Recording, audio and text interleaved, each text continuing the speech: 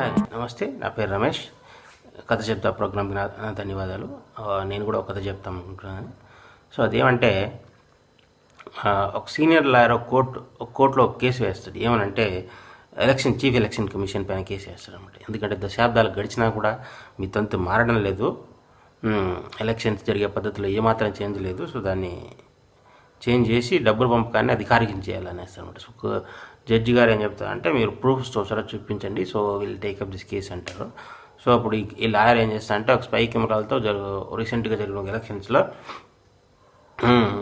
డబ్బు పంపకాలని ప్రూవ్ చేస్తారనమాట. 50% పైన ఎక్కువ మంది జనం డబ్బు తీసుకునే ఓట్లు వేస్తుంటారు. సో అట్లాంటప్పుడు ఆ సిచ్యువేషన్లో ప్రూవ్ చేసిన తర్వాత జడ్జి గారు ఏం చేస్తారంటే, సో చీఫ్ ఎలక్షన్ కమిషన్ని మీరేమంటారని అడుగుతాడు.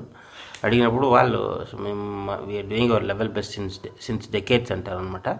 అనేప్పుడు సో మీరు ఏమి చేయలేనప్పుడు సో మేము దీన్ని డబ్బు పంపకాన్ని అధికారికం చేస్తామని చెప్పేసి అధికారం చేస్తాడు. సో అధికారం చేసిన తర్వాత